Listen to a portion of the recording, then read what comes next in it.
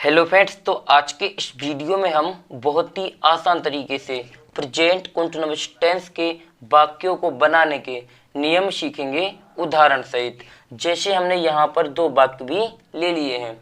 हमारा पहला वाक्य है श्याम पत्र लिख रहा है। यहीं पर हमारा दूसरा वाक्य तुम अखबार पढ़ रहे हो। हमें क्या करना है, इन दोनों वाक्यों को अंग्रेजी में ट्रांसलेट करना है, यानी कि अंग्रेजी में इन्हें बनाना है। तो यदि आप इन वाक्यों को बिल्कुल 100% सही बनाना चाहते हो तो इसके लिए आपको प्रेजेंट कंटीन्यूअस टेंस की छोटी सी पहचान समझनी होगी। तो चलिए पहले हम इसकी पहचान को समझ लेते हैं। तो इसकी पहचान है यहाँ पर, जिन वाक्यों के अंत में रहा है, रही है,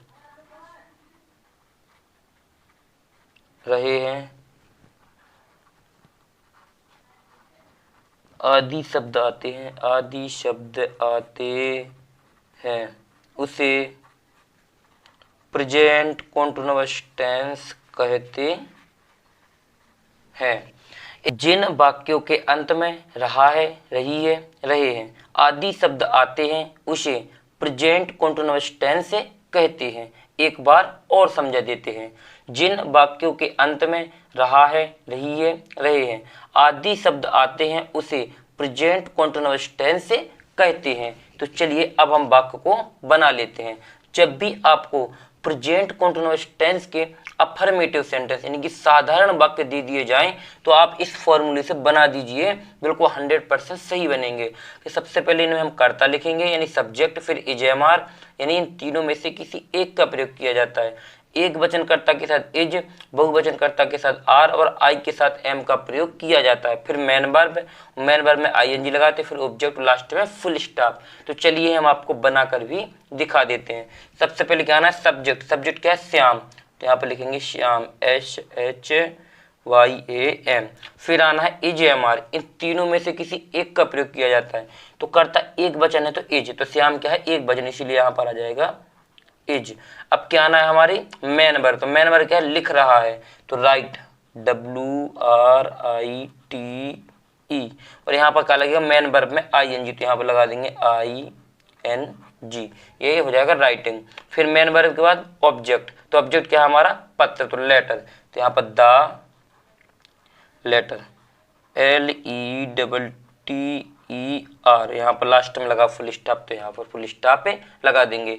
इस दा से कोई भी फर्क नहीं पड़ता, आप चाहे तो लगा दो, ये चाहे तो नहीं लगाओ, कोई भी दिक्कत नहीं होगी। तो किस तरीके से ना, Shyam is writing the letter, यानी कि श्याम पत्र लिख रहा है। अब चलिए हम अपने दूसरे वाले वाक्य को भी बना लेते हैं। हमारा यहाँ पर दूसरा वाक्य तुम अखबार पढ़ रहे हो। तो हम इस वाक्य को क्या करना है, अंग्रेजी में ट्रांसलेट करना है। तो सबसे पहले सब्जेक्ट क्या है, तुम, तो यू, YOU माने क्या होता है हमारा तुम। इसके बाद इजेएमआर, तो यहाँ पर क्या आएगा, तुम क्या है बहुवचन, इसलिए आएगा RARE।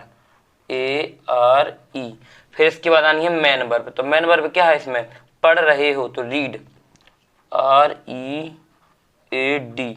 और इसमें लगेगा ING, क्या हो जाएगा, रीडिंग, क्योंकि यहाँ पर मेन वर्ब में ING लगाना है। फिर इसके बाद ऑब्जेक्ट, तो ऑब्जेक्ट क्या है हमारा अखबार, तो न्यूज पेपर, तो यहाँ पर भी दा लगा देंगे और आगे लिख देंगे न्यूज पेपर, NEWSPAPER। यहाँ पर लास्ट में फुल स्टॉप लगा, तो यहाँ फुल स्टॉप लगा देंगे। तो किस तरीके से बना, you are reading the newspaper, यानी कि तुम अखबार पढ़ रहे हो। अभी आप लोगों को इस वीडियो को नहीं छोड़ना है। हम आप लोगों को एक छोटा सा वाक्य दे रहे हैं जिसको आपको स्वयं से बनाना है और कमेंट्स बॉक्स में बताना है कि इसमें क्या इज आएगा या एम आएगा या आर आएगा। तो यहाँ पर वाक्य है, राधिका फूल तोड़ रही है, यहाँ पर तोड़ रही है।